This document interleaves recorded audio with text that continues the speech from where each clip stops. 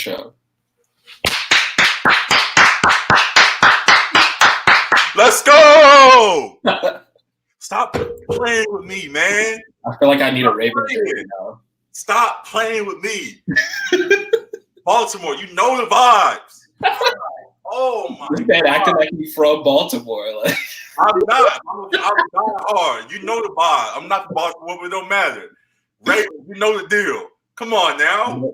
I do know the deal. Stupid ass Patriots. All year long. Oh, we beat the Dolphins. Oh, we beat the Jets. We beat the Steelers. Shut up. Shut up. Shut up. We don't care. Play a real team. Look what happens. That was a win for the culture. Bro, they said Lamar Jackson beat racism. He did. Oh, I love every second. I should have brought Matt on today. Oh my gosh, I'm so hyped. Really, I'm so hyped about that game. God, Patriots fans were hurt as hell. As they should. Deal with it. I'm sick of y'all. I'm so sick of y'all. All year long, all the talk, all the chatter. Oh, I told y'all. If I said when Matt was on, if the Ravens won, I was gonna get real ignorant. And here we are. Oh, bum ass Patriots. So Tom Brady to go. They threw dump downs all fucking game. I was so sick watching him play that whole game. Oh my gosh. Okay, hold on. Wait, why are you looking at Brady? Stop. Time out before I get too ahead of myself. Are you going to introduce the podcast? Episode 45, Section.300. Real fans talk real life, sports, music, all the great dialogue around that. It's your boy G Thomas 7, Alec R. Foster, over here, wherever you are, Alec R. Foster. We here for another episode. Appreciate y'all for tuning in. Find us on IG at Section.300. Find us on Twitter at Section.300 Pod. Subscribe to us here on YouTube. Drop comments everywhere. Show us love. Rate, review, subscribe. Appreciate all of that. And now we back. Ravens, Patriots. Ravens in that ass. I just knew. No pause. No. All right. No. Ravens got in that ass. I just knew they were at home. Blackout game. Showed up and showed out. Blackout. That's right. It was a great showing start from pretty much start to finish. The Ravens handled business. Yeah. Lamar Jackson had three touchdowns, passing and throwing, I believe, and just the whole offense defense looked great. We had one little slip up where we muffed a punt and then we let them get the ball at the 20-yard line. They converted off of that. That kind of gave them some momentum because it was looking like a blowout to start. Had that not happened, it would have been a complete blowout. So all the hype about the Ravens, all the talk about the Patriots being the best team in the league, the Ravens showed up and shut that narrative down. So we'll see how that goes throughout the rest of the year. But as we are here, week 8 or week 9 in the NFL, however it seems, the Ravens are one of the top teams in the league, and I'm very happy about that. So love that win on Sunday. Loved just about every second of it, besides that muff punt, as I mentioned a second ago. Besides that, it was all great. Loved it all. And yeah, I'm happy to see the Patriots get humbled because they were talking a whole lot of ignorance for these first few weeks. I think what people were quietly saying about the team, like their flaws, like they were finally put on display by an opponent who was formidable for once this season because their run defense has been pretty weak. Like Nick Chubb ran pretty well on them last week. He had a couple fumbles though. So that Ingram showed that those holes in that defense, and then their offense as well isn't as potent as former New England teams have been. Right. Like as you said, Brady dumping it down for the most part. He had a couple throws to Sanu, a couple throws to Edelman that were nice as well, but not nearly as potent as they have been in the past. So I think those flaws were finally put on display as they finally had an opponent who was worth it. Like exactly. They played, like as you said, the Dolphins, Redskins, Jets, Giants. Yeah, they didn't play nobody yet. But they're talking like they were the greatest defense of all time. It's like y'all had the perfect schedule to look exactly how you were presented. So like they were impressive in those games, but like they were taking care of business. Like those are teams you should be blowing out. Right, they did what you're supposed to be doing. But I think the praise was a little too much. We were calling them the greatest defense of the decade and all kinds of. They're showering all the praise on them, especially after that whole greatest defense ever. They're saying that, especially after the Sam Darnold whole ghost, I was seeing ghost thing. People were just running wild with that, calling the Patriots all the names in the book. So I'm glad the Ravens, Lamar Jackson and them. I got my Lamar Jackson jersey on right now. Lamar Jackson showed up and showed out and shut down that narrative. So looked really impressive. Yeah. And also at the looking real legit. Definitely one of the if not he's one of the top 2 quarterbacks in that draft class from a couple of years ago. So he's showing himself, and not only one of the best in that draft class, one of the best in the league right now. He's been showing out all year long. I'm happy that he's in the spotlight. We got a little bit of it, as I mentioned before, a couple of weeks ago, and we had a little roller coaster since then. But as we now hit our stride in the middle of the season, I don't think it's going to be a situation where we get praise and then fall off again. I think this is going to be a situation where we keep riding this wave for a long while. So I'm very excited for the rest of the season and to see how it unfolds. Yeah. Staying with this game, I mentioned Lamar Jackson a few times just now. And from the other side of the quarterbacks, I mentioned Tom Brady and his old bum ass. I've watched that whole game. It was really frustrating watching him. The real nigga Tom Brady? The real nigga. That was funny. I couldn't tell if that was real or not. Did he actually say that? Or is that it really sounded like it, but I feel like he had to have said something else. Like, the thing is, everybody was on camera. Like, people are saying that Tom Brady said he's talked to Ed Reed before the game, and it said something about my nigga is here or something like that. But so the alternative is the thing that throws me off. People are saying no, he didn't say that. He said like, "Oh, we gotta get him out of here" or something like that.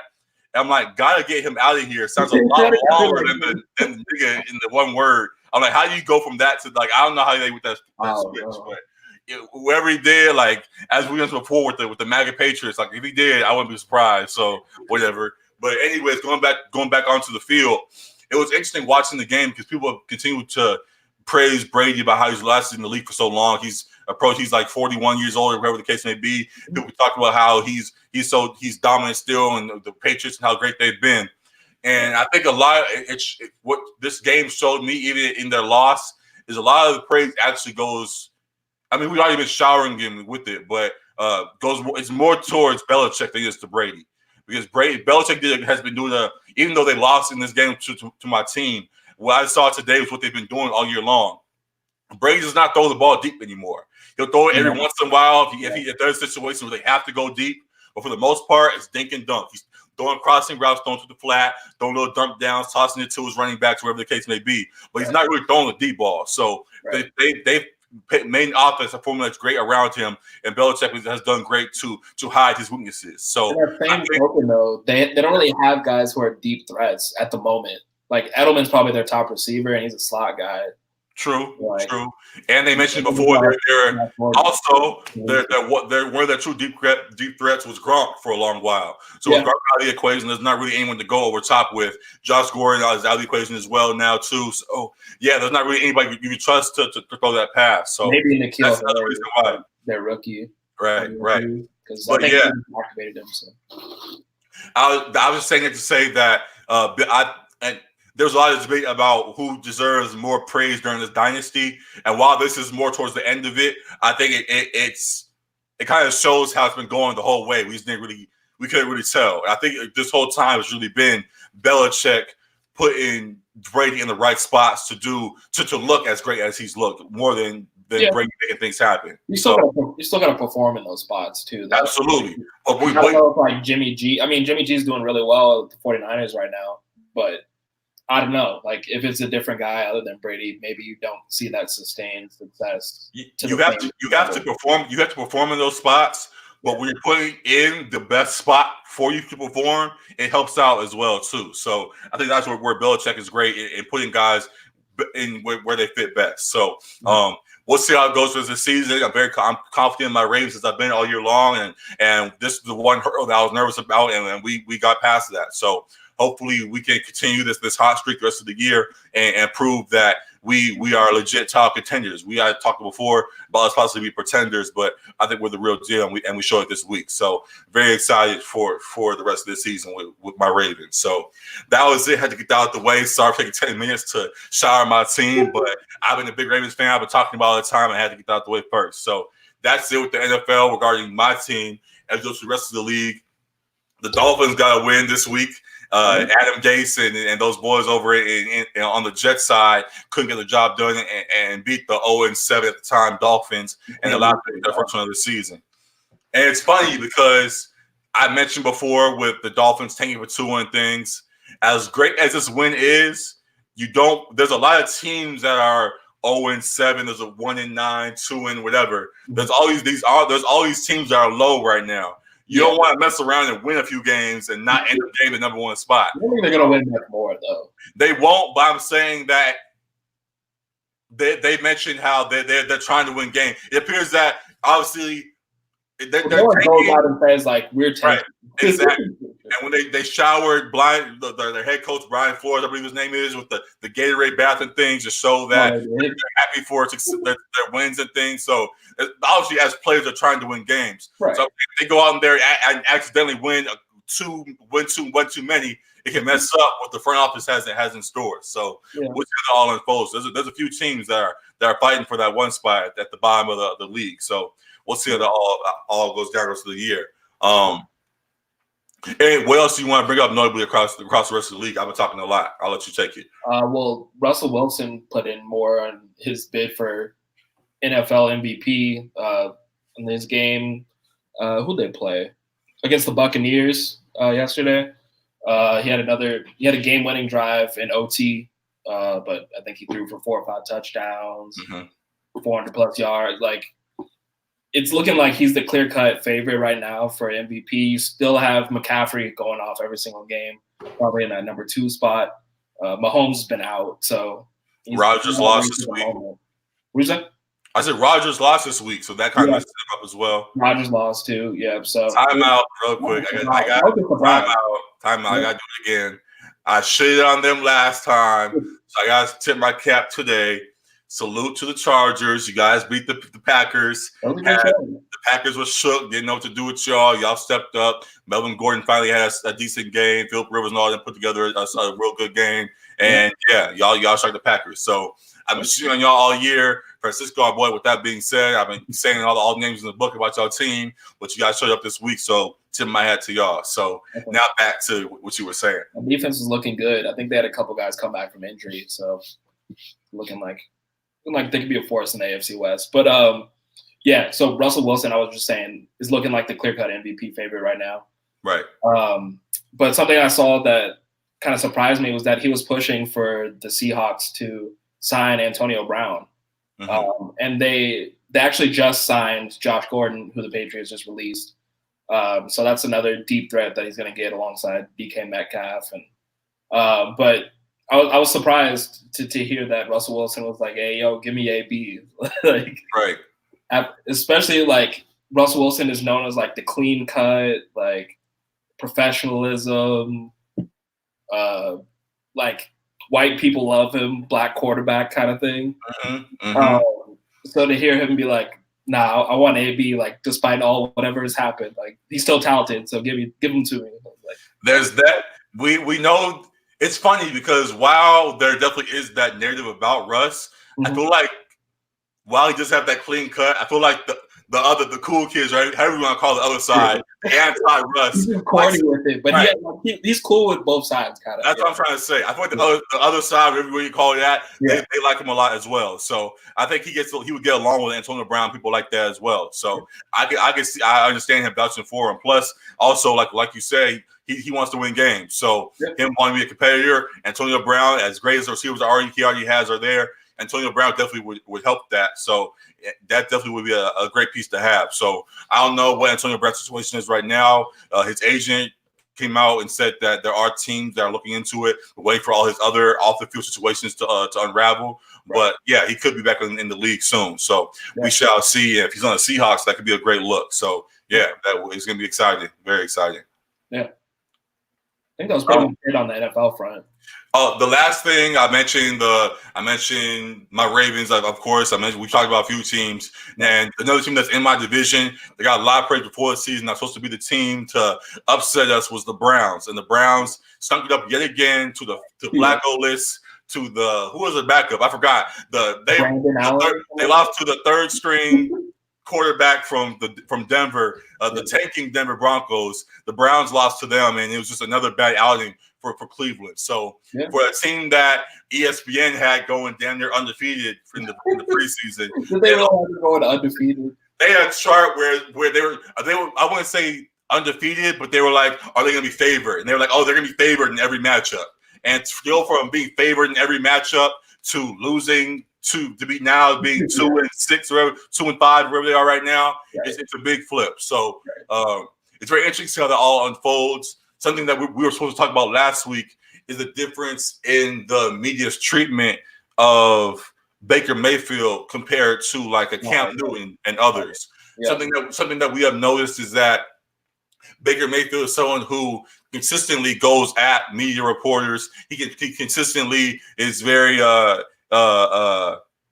vocal just about a lot of things. That if someone of a black quarterback, just being as blunt as we could be, if a black quarterback said those same things, they begin a lot more punishment for it. Right. So, where did you want to go in regards to his treatment?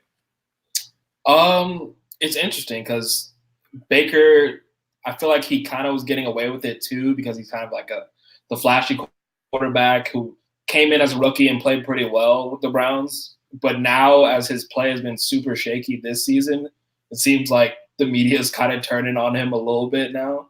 Right. And he's still himself. Like, he doesn't really know how to handle it professionally, if you want to call it that way. He's kind of just been more abrasive towards the media and like, if you're not with us now, like, don't try to jump on later. But like, there's nothing to jump onto because they keep losing games. So it's definitely clear that, like, if this were, like, as you said, Cam Newton, or even if it was like Lamar Jackson or something, like, the treatment probably would have been a little bit different.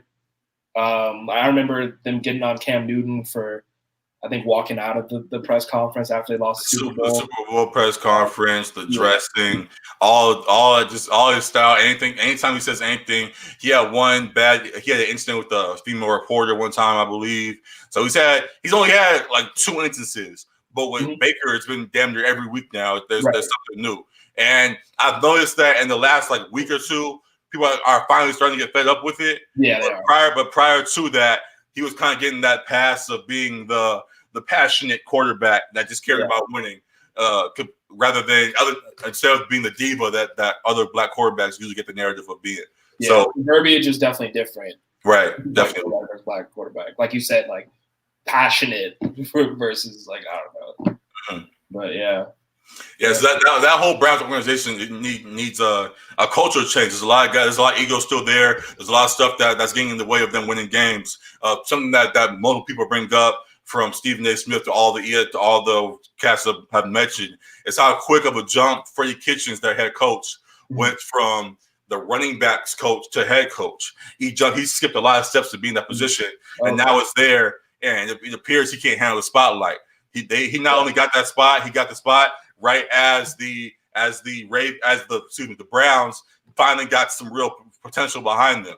Yeah. And now not living up to that, it's very likely he's going to be out of a job after one season because he has not been able to help them get into the spot that they were in, that they were predicting to be in. Is he doing a lot of the play calling? I believe so. I think he's on the offensive side, helping with that. I know there's been some like questionable calls, like running a draw play on like 4th down and stuff like that. So, I mean, that could speak to the inexperience that you're talking about that Stephen A. was mentioning as far as him making the jump real quick. So, I could see that. Yeah. Yeah. So we'll see where they go from there. There have been talks. Lincoln Riley is the talk of the town in all the NFL. People want to steal him from Oklahoma, and so we shall see how that goes. Definitely a great prospect, that head coaching prospect, based on how he's been doing with all the quarterbacks recently, all the Heisman winners and things. So if he's available, somebody definitely got to snatch him up because there's a few teams. I mentioned the Jets who lost earlier. The Jets, the Dolphins, all these teams could use some help, and if they get the right coach there, it could turn things around real quick. So we shall see how that unfolds and then with the rest of the NFL.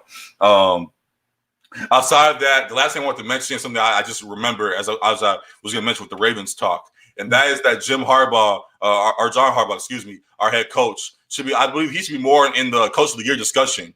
He's going to get brought up. People keep on talking about Belichick every yeyear, which I understand. Right. People are talking a lot about Kyle Shanahan, who's the leader right now, which I understand. But when they bring up all these coaches that are doing great jobs, they always mention later on, oh yeah, he's a great coach. But when it comes to the actual award, they always kind of leave his name out of it. And it's like, I don't know what more he has to show with the team he's put together. He lost a whole bunch of stars from the defense last year and still has put together a great defensive squad this year. He's been doing wonders with Lamar Jackson and has adjusted to him and has been put together a great team with that. And I think he needs to be in that discussion. So hopefully that's something we see more going forward, especially with this win, should highlight it more. But John Harbaugh should be more in the head coach of the year discussion, and Lamar should be in the MVP discussion as well. So that's being a little biased, but whatever. I from what I've seen, there's no reason I should feel otherwise. So I wholeheartedly believe that. We shall see if they get mentioned more as we go forward. So I agree with that, especially because of how he had to build the offense around Lamar Jackson to fit his play style, because not a lot of teams run that RPO style offense. Going from Joe Flacco to Lamar Jackson is a big ass jump. Right. He's done great in that. So definitely salute them and Greg Roman, I believe, who's our OC.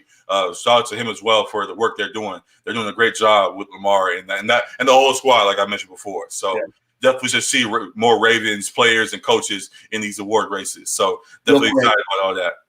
What do you think you guys would need going forward, just to be a successful playoff team? Because the trade deadline's passed, so you can't really trade for a receiver type, because you don't really have that number one receiver type guy. But what do you see areas of improvement perhaps for the Ravens? The only thing that worries me is health. When you're a ground team like we are, and a heavy hitting team like our defenses is as well, when you bang a lot, there's bound to be a whole lot of injuries. So hopefully Lamar can stay healthy. Hopefully the Mark Ingram and Gus Edwards stay healthy. Hopefully our tight ends are major. We mentioned a number one, a real true receiver yet. We're still working on Hollywood Browns. Hopefully the tight ends who we go to a lot. Hopefully Nick Boyle and Andrews. Tight end tandem look like right, exactly. So hopefully it's just health is the biggest thing. I've from day one, even before the Marcus Peters trade and things, I thought we already have Super Bowl level team. It just comes down to staying healthy the whole year through and being able to stay healthy to go and make that true push. So health is the only real thing. Besides that, no real addition needs to be made. If you want to go and get Antonio Brown for the sake of it, sure, but I don't really see a need to really add anything. I don't think anything's missing. So yeah, it's just health. That's the biggest thing. So yeah, that's really all I had to say regarding the NFL. I think we covered all the big stuff that's on our minds. Last year, I turned to the TV in the background, and the Giants and Cowboys playing right now. They're not showing the score yet, but last time I checked, the Giants were up. So we'll see how the Giants do. The Cowboys are a team that is another team that should have been deep in the championship race, and they've been kind of all over the place these last few weeks. So. Yeah.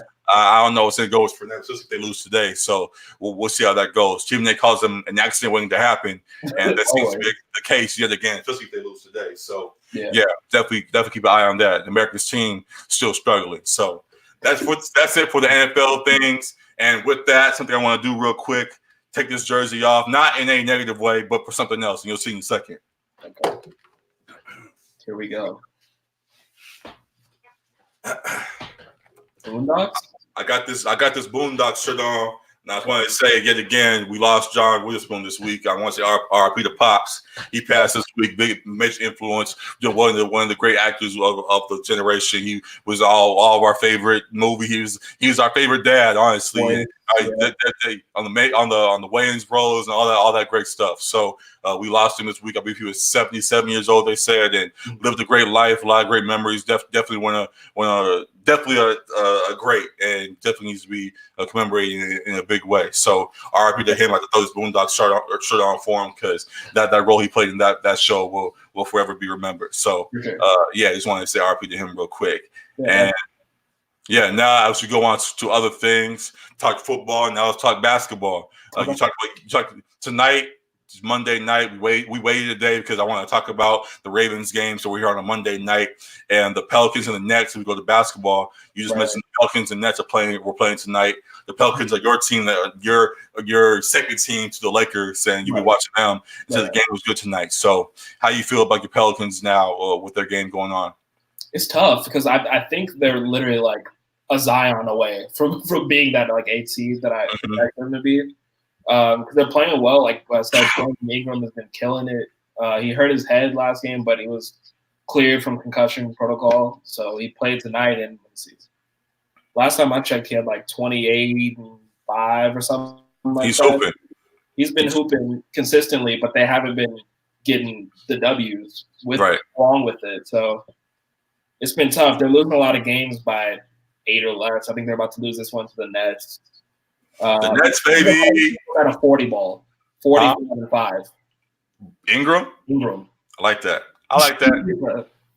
It sucks because I was just saying the Nets because the Nets getting the dub, so that's my second team. 2-4 right now. They're about to be 3-4. So. Yeah, so we'll take it. You guys, it's early on in the season. We're still figuring things out, but we're cheating. That's going to win. But going back to your Pelicans with Brandon Ingram, it just sucks seeing again yet another situation, another future Laker, young core of the Lakers go somewhere else to start balling, and we're seeing it now with Brandon Ingram, and it hurts to watch. So hopefully more success goes his way, and hopefully continue to prove that he's one of the better young prospects in the league. And it just sucks that he's not in the purple and gold anymore.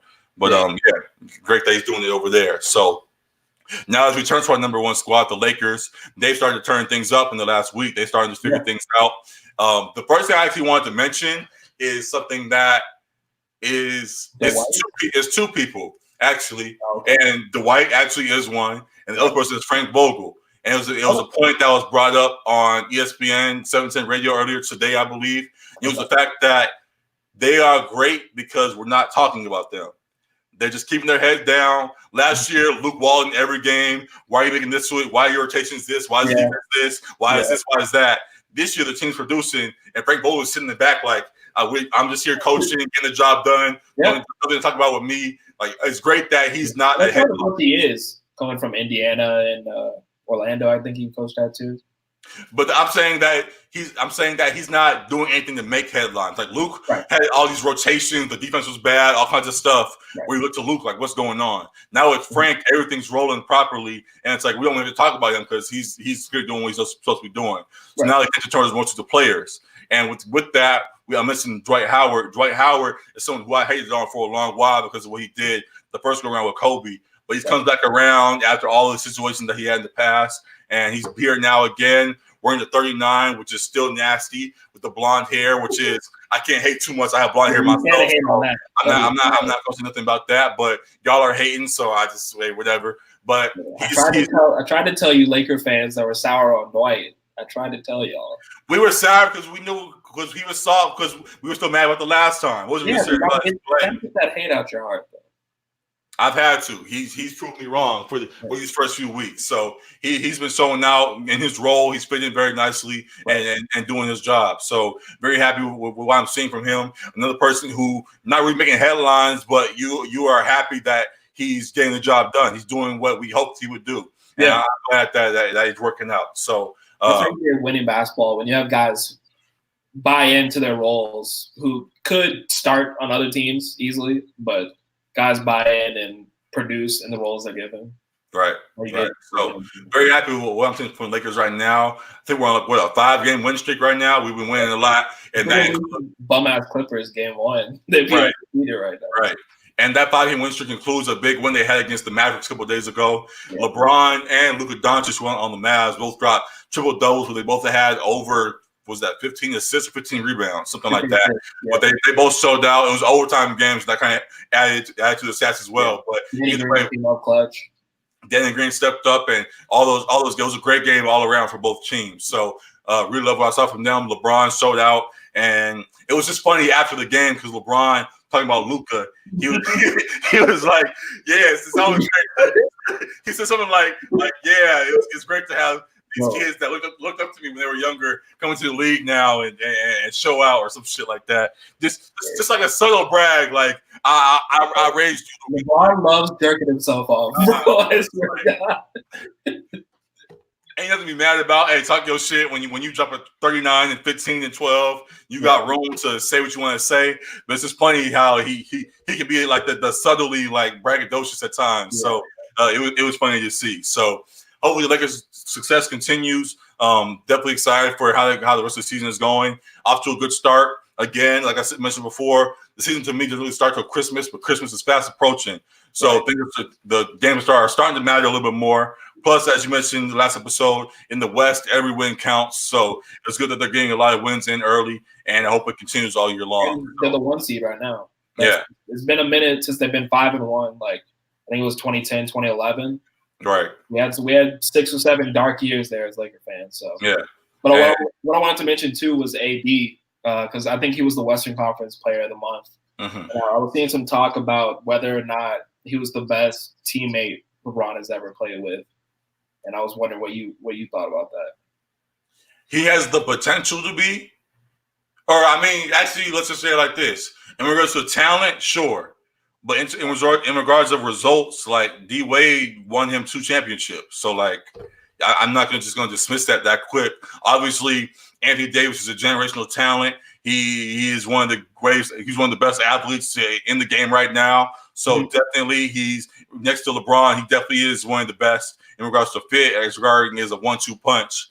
But in regards to results, I mean, you have to say D Wade still. So until Lakers win a ring, I gotta say D Wade. But I understand why they're saying otherwise. So what's your take on that? I agree with you there. It's a similar situation to like as soon as LeBron came to LA, they're like, he's the greatest Laker ever. It's like, no, he hasn't won. You gotta produce. Like it's not that simple. Right. Like, So he may be the greatest player to ever put on a Laker uniform, but he's not the greatest. Like so that similar situation with AD, I think he probably is by far the most talented teammate LeBron's played with. And actually, I think so. I mean, hey, man. We talk about he had the 40-20 game. Hold on, man. Hey, BS. No. Hey, Booby Gibson was pretty good, man. Big Z was pretty good, man. Don't forget George Ilgauskas. Come on now. Don't forget Anderson Varejao. You're gonna come at me with Booby Gibson too? Is that what you're gonna come? Don't forget Norris Cole.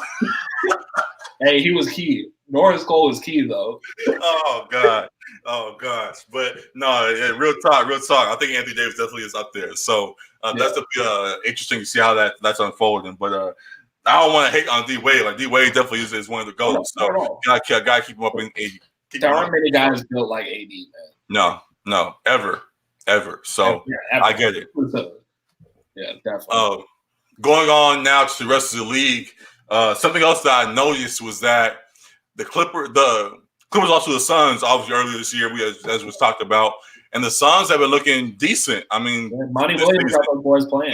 I'm very happy that Monty Williams got the things turned around. We talked about last year just about how they had that tanking mentality and the coaching and everything around that was just bad. And now they brought in Monty Williams, bad owner too. So that's the owner didn't really care. Yeah. But they have now a situation where the staff is now pushing for wins, and Devin Booker's fed up with losing, and DeAndre Ayton, despite his situation right now, he's trying to make leaps and bounds as well. He's out right now too, right? He's out because of his HGH or whatever things he took. But even when he first started, it just appears that the Suns players are tired of the losing situation they've been, and they're really trying hard to win games now. And I'm very happy about that. So very happy that Monty Williams has turned that situation around.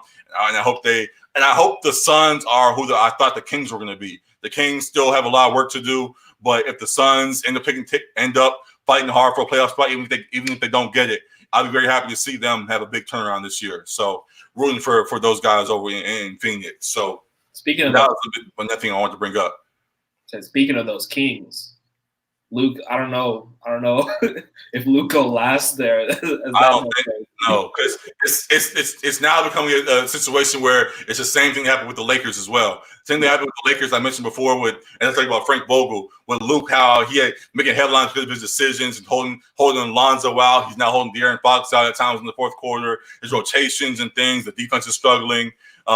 We gave him a lot of praise before he got to the Lakers because of what he did with the Warriors. But when you had the Warriors team that he had, many people said that you could have gotten somebody off the street and we did the same thing. That those teams didn't really need a coach.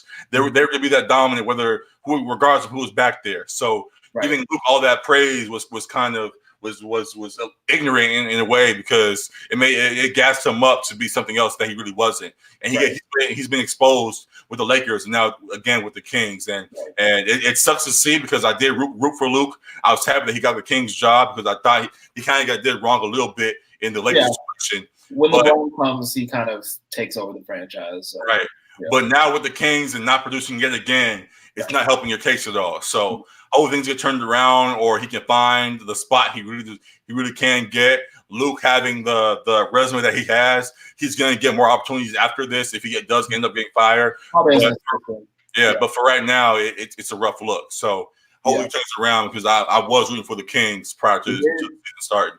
They did blow out the Knicks, though, in their last game. And Coach Fizdale was catching some flack for playing R.J. Barrett, the rookie, for 42 minutes or whatever. And he kind of went off on the media a little bit with the whole load management era that we live in. Like he was saying, like, he's a 19-year-old rookie. Like, load management should not be a thing at this point.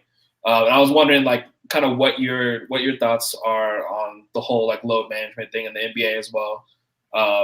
Because Kawhi, we already saw, has kind of had that load management to start off. He missed the game in the first 5 games, I guess they had.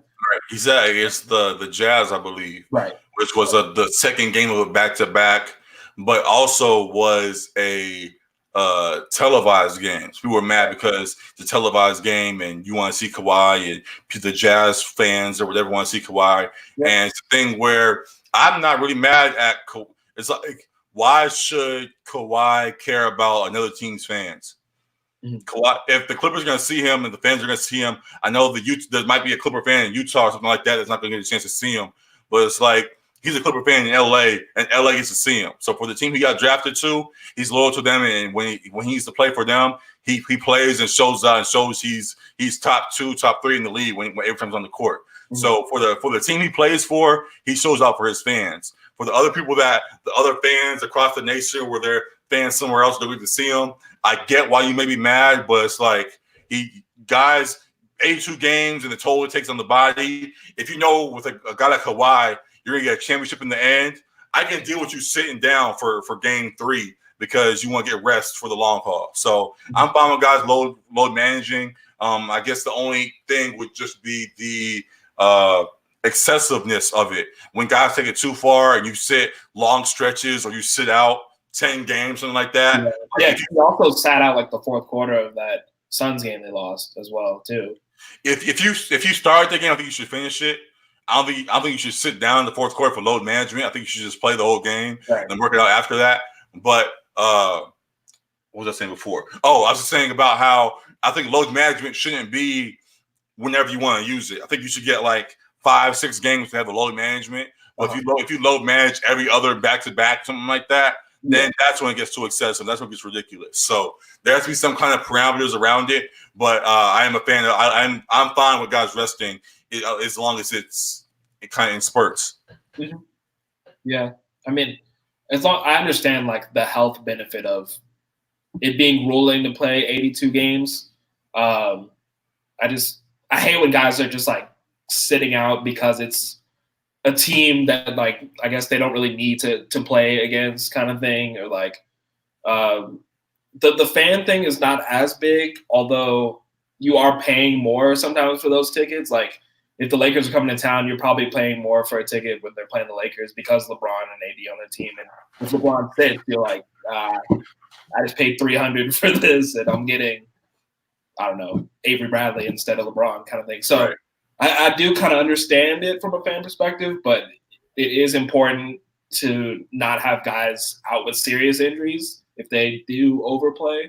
So it's kind of a delicate balance, but I feel like if you're healthy and feeling good, you should play. If you're low on rest and beat down, maybe take a game or 2 off, but like I think Kawhi played 62 of 82. Like I think that's a little bit too much. Right. Low man. That's too much. Like yeah. Maybe 70 to 75 games you play out of 82. That's cool. Right. That's what I was saying. So again, it's weird because I really want to vouch for that, like we're saying.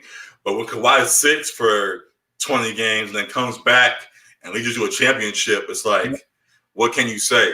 we put such an emphasis on the championships and the playoffs that it's like the regular season really does not matter except for the seeding and things. So fans mad about your guys seeing during the regular season.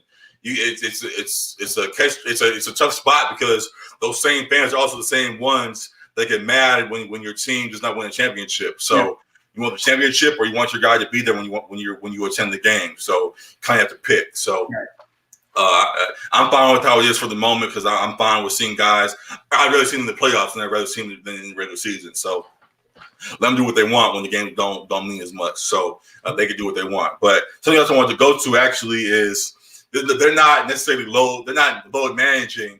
But there's a couple of guys on the Warriors now that are out right now. Everybody's hurt right now. One Steph went down. Steph went down with a real injury, broke his wrist and hurt his ankle, I believe, as well, something like that. Yeah. But right after that, Draymond tore his finger ligament. And the ball correctly.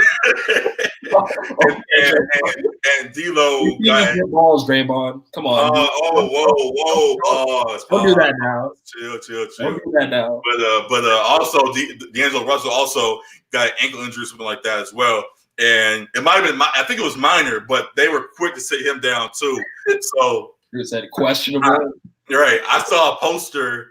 The Blazers were playing the Warriors, and the picture was like CJ McCollum on the Blazers side, and then Eric Pascal for the Warriors side. It's like, damn, if we got to this that quick, like God. Yeah, they're starting like 3 rookies. They got plenty of G League guys on the bench. Like you mentioned to me as well. You said to me how the Warriors have like $138 million on payroll, but the players paying right now only sum up to like $9 million. $9 million of it. That was nuts. All the talent that's being paid for is not on the court right now, and it clearly shows as the Warriors are, if not are at the bottom, if not the worst team in the league right now. Yeah, they have to be. The lineups they're trotting out right now are basically G League guys. Could you name all 5? I could name 3 probably. They got Jordan Poole. They got Pascal and Willie Cauley-Stein. That's all I got. After that, I'm stuck. What's his name? I think Spellman, or like Omari Spellman, something like that. Oh yeah, Yeah. But the other 2, Glenn Robinson III, and then I don't know the 5th. That's sad. They might not even crack a rosters elsewhere, but they're starting for the Warriors right now. We mentioned how before with Luke Walton, how he's in a spot where he has to coach. Yeah. He was assistant to Steve Kerr on the Warriors, and now Steve Kerr. Looks like Steve Kerr's kind of like hands off. Like he said in the first week, like you're gonna see a lot of games like this after they got blown out by 30. I was like, I guess he's not trying to. Hey, nigga, like you're not even gonna try. Like, I know you got no talent, but come on. Like, gee. I think also too, as much as I was trying to make sense of or trying to justify the Warriors getting D'Angelo Russell, I think now even though it's been a very short span, it shows that they have traded him for a different kind of asset.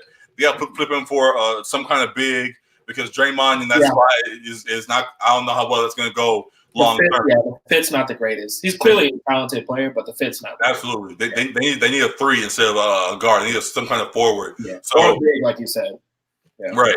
The trade I mentioned was the one for the Suns, but the Suns playing good. I don't know if they're going to want to take that trade. The thing I mentioned was Devin Booker was a big fan. Is great friends with D'Angelo Russell. Right. So pairing them together in Phoenix and trading D'Angelo for like a Kelly Oubre or something like that was my thought. But with them playing good, they may not want to take that trade. So we'll see. But the Warriors need something. They got to figure it out. They may just tank right now and try to get because they're not even going to check on Steph for 3 months. It's like just Draymond's not playing. I was kind of mad too because I wanted to see how Draymond played without the All-Stars next to him. Here's the thing. I would have liked to too, but for Draymond, he's like, I already got my contract. Like if I had something to prove, he would go out there and play. Yeah. But because he already got the money, there's no need for him to do that. Just go sit down somewhere, cash some checks, and chill. The ball correctly. Yeah, that's crazy. That's crazy. But they're getting away with it, so be it. But what could be interesting as they tank We mentioned this upcoming draft a few times with LaMelo Ball. LaMelo Ball is getting up to 6'8", 6'9", and while he plays the point guard, he definitely could be a point forward and be a 3 on the Warriors. If he's 6'9", something like that, as he's room to be getting up to, he can fill that 3 spot and just be like a combo and be the big that they kind of need in the middle in that lineup. So it could be real interesting how it all works out for the Warriors. LaMelo Ball or somebody like that can end up in that spot, and it could work out in the long run. So we'll see how things go for the Warriors. We'll see how things go for the rest of the league. Anything else NBA-wise you wanted to mention? NBA-wise, I don't believe so. No, that was it. Yep. All right, cool. So now moving on. I mentioned this is my first year watching baseball, and I was tuned in for Game 7 of the World Series and saw the Nationals beat the Astros. Yep. And I mentioned to you, I saw it as a possibility. They had Strasburg on the mound, I believe, and they had for 6 and 7 they had Strasburg and then Scherzer, whoever the case. I said with those two, they can work out. I know they had Garrett Cole and Verlander and all those guys on the other side, but I thought that the Nationals getting there, just being there, they'd be routed up. And having your two stars on the mound the last 2 games, there's going to be a real chance for them to get it done. And they did just that. They end up winning the game and won Game 7 and won the whole thing. So Nationals get it done, and they're the champs this year. What do you think about them getting it done?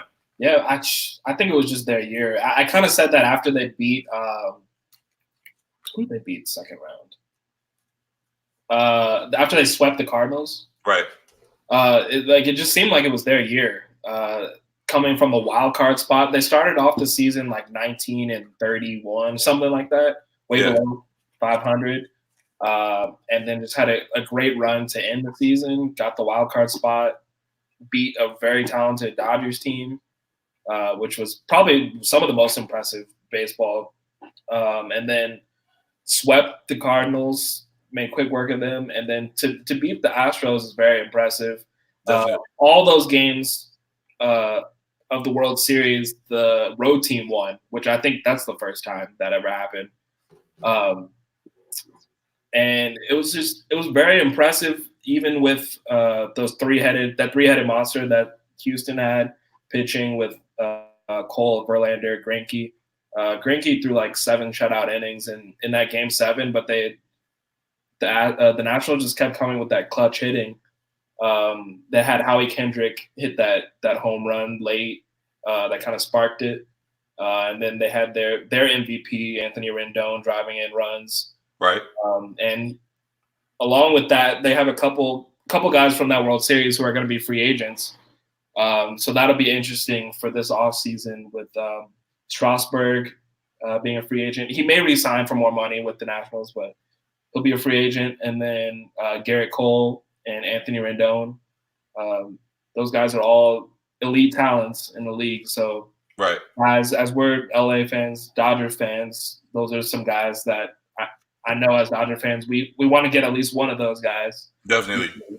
And something we talked about too that was funny on the TL as well was Bryce Harper being. I get the jokes, man. I get the jokes. You can't leave the Nationals saying you want to win championships, and then the team you leave wins the championship. Like, come on now. No, you wanted the bag. We get it. That's kind of hurt. You look real. Like, he got the bag, but like he's not like sad. But that's gotta hurt a little bit to see that like on the inside he's just stewing like. Man. It's like the Dave Chappelle meme where he was in, I think it was like the Oprah skit or something like that. He's holding the money to him and kind of like sad or whatever. Like, oh, I'm sad, but I got this money, so whatever. So it's like he's mad, but you get the bag, so whatever. Being sad with $300 million is a good place to be in. So he ain't too bad, but you got last thing on the Nationals though. I'm already off the short fandom I was for the Nationals because it was a little nasty. It was a little nasty how they were acting at the White House today. They had their catcher Kurt Suzuki. Hey man, it's still baseball. You know what I say? Man, he threw on the Make America Great Again hat like he was getting drafted, and it was just real nasty. God damn, bro! Like you can't do that, man. You can't do that. And then back Scherzer was like pushing people over to get to the podium. Like I was just like, I don't like how these Nationals are acting. Yeah, I don't like that they went to the White House in the first place, but you can't be acting all giddy and excited, throwing on the Trump hat. It's too much. I mean, we say you can't act like that, but there's a lot of people that are closet Trump fans, so still to this day. So if they are that, then they show exactly who they are just named. But honestly, like I said, it's baseball. I think baseball still has a lot of that side to them, and those things like that when it comes to them doesn't really surprise me. So seeing that, I was like, oh, of course. I was like, the Japanese dude, the one Japanese dude on the team was like, I love Trump. Like, they tried making a big deal about Strasburg not shaking Trump's hand when he left the podium, but then pics actually came out later on where he actually did shake his hand. So people are trying to find any kind of narrative to make it seem like they don't like Trump, but they really are. So it is what it is. So whatever. I'm not. I was a fan for a couple weeks, but that's over. done with that. So yeah, we'll see who the Dodgers can get from that squad and bounce back and hopefully get over the hump. It's been shaky these last few years, man. It's been a few rough years, and I hope they can get some pieces to help them get over the hump and finally get one themselves. So that's it regarding baseball. Oh, lastly, college football you're talking about, and not only because of the games, USC and UCLA got blown out, so whatever. It's Oregon, Justin Herbert, all them boys. Whoa, goddamn, excuse me. Herbert, my bad. You felt the hell coming back, you were like, yep. Oh, shit. But Herbert and them showed out for Oregon and blew out USC, which stung a little bit. But, again, I don't really have expectations for USC this year, so whatever. Yeah. UCLA, I believe, beat Oregon State or something like that. They beat Colorado. Oh, Colorado. Arizona lost to Oregon State, which is whatever. The defense is so bad. They just fired the defensive coordinator, as I said last week, but gave up at 50 points. It's real rough right now. But turn to a positive note, something that did happen as well this week. I want to give another round of applause. Players are getting paid for their likeness. Yeah. It started off in California and then New York, and then NCAA said we might as well just get on board with the rest of everybody, and said the players and says now across the board, and that players can now get paid for their likeness. So definitely a monumental moment in the NCAA. Definitely a major moment for college athletes as they're finally going to be getting at least somewhat what they deserve for what they do on the field and on the court all year round, and definitely great to see. Yeah. For me, it's a little bit selfish, but we may finally get our NCAA football back for all the video game fans. So very excited about that, and I'm very looking forward to all the things also beyond that may come from it. So for sure, big moment that definitely had a shine on light on. So definitely happy about that, and hopefully they could have done it so much longer ago. Like right. This is probably just a smidgen of a sliver of the pie that the NCAA it's like a smidgen years ago, man. A smidgen. Bruh, come on. Come on. Can I please just get a smidgen of coochie, please? We're not talking about You can't say smidgen though. You know the only reason we use that word is asking for. Come on now, quit playing. Oh gosh, but a small slice of the pie. That's all. Ma'am, can you please bestow upon me a smidgen?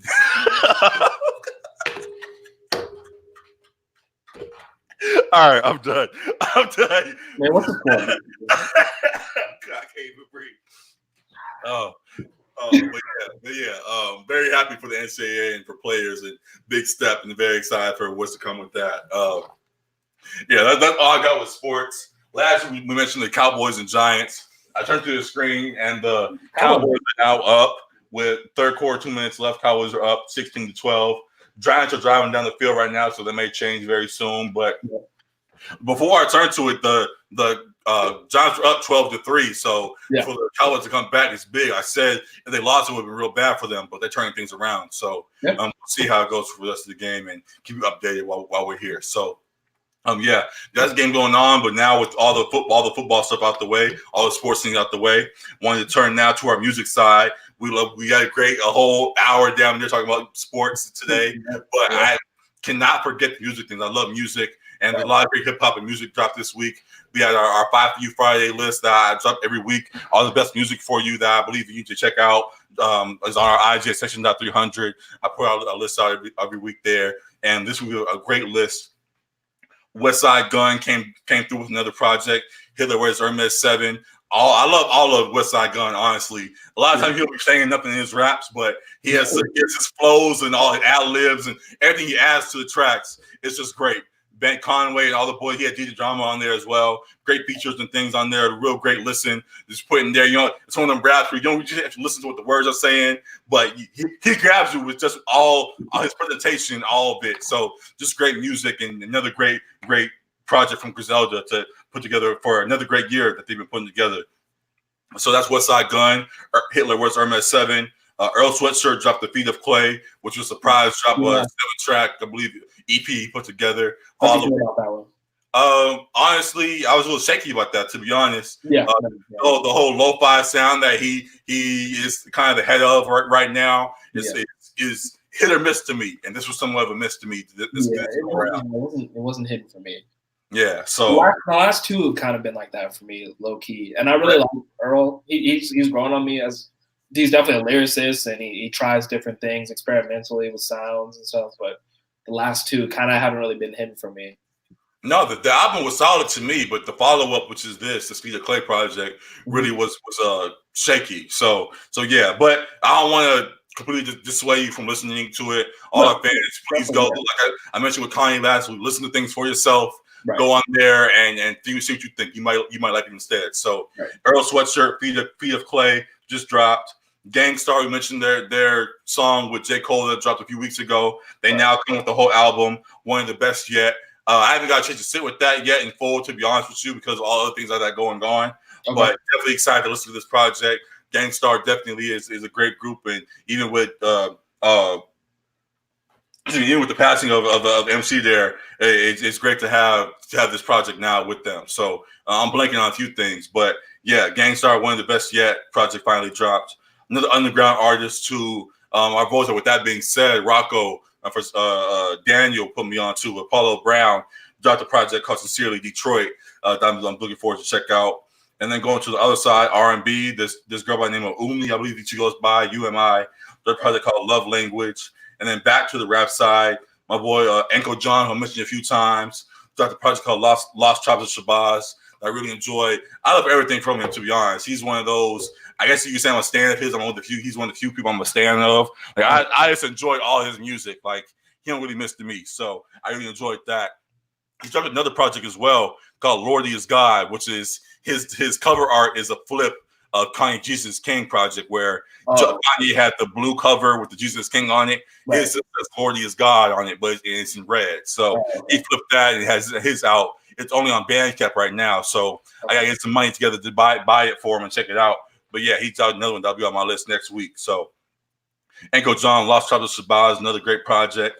And then friend of the show goes by name. I know his real name, but I think he wants to go by his rap name now, which is Rafiq. And he dropped this project called Chic, which is kind of a punk rap type album that he put together. I believe it's like 8 tracks that I really enjoy. A lot of good stuff on there. He said, I talked to him last week. He said he went to rap camp trying to just learning how to put bars together, and he showed out a little bit on this project. So Rafiq Chic is the name of the project. SHEIK is the name of it. It's out everywhere. Spotify, Apple Music, all that good stuff. So check it out for him. Real good project and thoroughly enjoy it. So go check it out for yourself as well. Also, Future, our misogynist god, as we call him. Is that your classic of the week? No, actually, I mentioned him because he put Monster on all streaming services. Right. So yeah, I mentioned that because it's now available for you to stream everywhere. Right. It's the classic in its own right, definitely, but it was not my classic. I just mentioned it because it's now available. My classic, actually, as I pull it up again, actually was Lil Wayne, No Ceilings, the mixing that dropped. I believe it was a decade ago this week. So that definitely is a classic mixtape that has to be acknowledged this week. So I just shout that one out. So Lil Wayne, No Ceilings is I call it our 5 classic for the week. So check out all those that I mentioned. I mentioned our 5 for You Fridays every week. All the music you need to check out, all the great projects that drop every week. Mainstream, underground, a collection of all of that. All the I think the best kind of rap and R&B project of the week for you to check out. I put together for our 5 view list every week on our IG at Section.300. So check it out there and let us know what you think. Drop comments when you check them out and let us know what you think about all the projects. And yeah, that's it for our music talk. Real quick, yeah, go ahead. Music. Did you listen? You listened to the new Frank single, right? Yeah, I did. I don't think we talked about that because I think I said to you, like, I just want him to sing. Like I'm getting sick of like the experimental, like the art. I get he's an artist and he's trying to be like artistic with his music, but like he's best when he's just singing R&B. Like, listen, I'm trying to tell you that's exactly how I feel about Blonde. The same thing you're feeling now is how I feel about Blonde. Has some great singing on it though. Some, but the whole project. Y'all gassed him up and called it a classic immediately and all that stuff. And now he's gone deeper into this whole experimental shit. And now we have what we have right now. So I'm going to wait until we get the whole project because he is an album artist to me. But for right now, these 2 tracks we've gotten so far, the DHL track and then this one, I forgot what it's called. These 2 tracks so far, I'm shaky yet again. So we're going to see what Frank gives us regarding the album. He definitely is in album mode. You mentioned last week, or 2 weeks ago when the DHL track came, on the cover, there were like 14 little silhouettes on the bottom. This one seems to be a whole lot more. So I don't know what the meaning is behind those. I don't know if those are track lists or not, but there's the few more tracks he have added to the project. So we'll see what we get when the whole thing comes to us. So, that's one other thing. Go ahead. Off of Frank, but I believe J. Cole teased that his album is coming in 2020, or not 2020. Yeah, 2020. Yeah, 2020. Yeah. That just sounded weird when I said it. Right. But yeah, in 2020, is it the cutoff? The fall off. Yeah. So that's pretty exciting. I tweeted today though. I need a new Kendrick album. Same. I've been missing. It's been 2.5 years. Matt let me know that like he had just had a kid in July, so maybe that's partially why. There's a little bit. Some elite dad raps from Kendrick coming soon. I'll take it. I'm excited for that. I was saying, like, after getting Kanye, Jesus is King, and the Trump love, like, I need more of the Kendrick Fox News bars. Like, I need some more DNA tracks. I need more of that. I get you. Yeah. So very excited for the whole TDE camp. I know it's weird even saying that because we already got Schoolboy, we already got Sir. But the rest of the crew definitely excited for as well. Still waiting on Zara Shaw. He's been teasing new tracks now at Rolling Valley, wherever the concert was that they just had, or Day in Vegas. I forgot when it was, but he teased another new track he has coming. So hopefully we get the album soon because though I still am bumping Sun's Tirade like it just came out, I would love some new Zay, especially if he started teasing it. So we'll love a follow up to that. And of course, some new Kenny album as well. So looking forward to all that from TDE. Drake might be on the way still. Rihanna's still looming around somewhere. So we'll see. Kanye's another album supposedly. So a lot of music still on the way, and I'm very excited for it all. So definitely get gearing up for a great end of the year, and might get some great Christmas gifts from a few artists. So Jesus is born. Jesus is born. Yeah. Hey man, we shall see. But with that, I don't have anything else. Is there anything else you wanted to add to what we had? No, I don't think so. Oh, we didn't really talk about Halloween. You came with it this year. I had to show out. I've been trying to show out lately on IG. Follow me at GThomas7. I have it listed down here. I went all on the Joker bag, on the Joker mask, man. I had to step up and show out a little bit myself and put on the mask and things like the new Joker did. And it came out real well. Definitely on Twitter. Definitely like that. I put it on Twitter and got a few likes with that, which is cool. And just wanted to try something new. I don't usually go all out for Halloween, and it was a thing where niggas in the face paint. So that was It was actually funny because I wasn't really big on Halloween. It wasn't necessarily a religious thing. There was a thing where for a long while my parents always called it, or people always called it like the Devil's Day and things. And my parents grew up Christian. As you get older too, like you kind of just grow out of it. But I was at church one time and they had a guest speaker right before Halloween, and he was like, "Yeah, I love Halloween too. People call it the Devil's Day, but God don't give the devil a day. Every day is the Lord's day. So it's like for you to call it Devil's Day, I don't think that's legit. So he celebrates Halloween too." And I was like, "Yeah, I gave me like I don't know why I even thought that way. Like how we don't think the devil, God even will even let the devil have a day. This is a whole nother deep conversation, whatever. Right. But it kind of rewrote baby, excuse me, to get back in my Halloween bag. So seeing the Joker earlier this year, as we talked about. You in your bag now? I guess you could say that. I mean, if you want to ask me, I'll take it. But yeah, I got my Halloween bag and put a Joker mask, painted my face for the Joker mask, and came out real well, and I was really happy with that. So yeah, go show love wherever. GThomas7 on Twitter and Instagram, and yeah, definitely love doing that. So now things turn to Thanksgiving and Christmas, and looking forward to those as well. But yeah, as of today, the last update: 15-16 Giants Cowboys. Giants only got a field goal, so I don't know if they're going to be able to get this upset. But yeah, outside of that, I'm good for today. Yeah. Got another great episode in the books, episode 45. Appreciate everybody for tuning in. Again, 6000 where real fans talk real life. We talk sports and music and talk about all the great stories beyond that. We bring all the dialogue to you here. So a lot of great stuff happened this week that we love to talk about. Again, you know the fucking vibes. Ravens all day long. You see it. Great win this week. The fans, bro. Was very excited about that. And yeah, looking forward to the rest of the season with that. In regards to today, show us love on IG Section.300. Show us love on Twitter at 6000pod. Subscribe to us here on YouTube. Drop comments, rate, review, subscribe. Show us love wherever you listen to podcasts, Spotify, Apple Podcasts, Stitcher, all those great things. We appreciate all the love. Shout out. We all our live streams here come from StreamYard, which is our streaming platform now. So wanted to show love to them for providing this platform to us. And yeah, another great episode in the books, episode 45. I don't have any shout outs, but yeah, another great episode in the books. Oh, shout out Popeye. Oh, yeah. Finally had that goddamn chicken sandwich. That spice, I get the hype now. I'm not I wouldn't stab anybody for it, but I get the hype. It's very good. It was worth. I had to wait damn near an hour for it. It was worth the wait. Yeah, see, that's what me and my girl want to try it. She's been like bugging me to try it, but I think I'm gonna wait till this weekend because it's gonna be here. Like they're not taking it off the menu now. Right. So wait a little while now. You have time now. So yeah. When you finally get to it, let us know because I finally had it and it was worth the wait. So we're going to start a dialogue. We definitely will. We will. Chick-fil-A, step your game up. Ooh. They coming. Okay. They coming. That's all I gotta say. I'm still riding with Chick-fil-A. I'm just saying, just be careful. Don't let them keep up on you. So yeah. Another episode in the books. Episode 45, 1600. It's your boy G and Alec here. Appreciate y'all for tuning in. And we out of here, man. Peace. Appreciate it.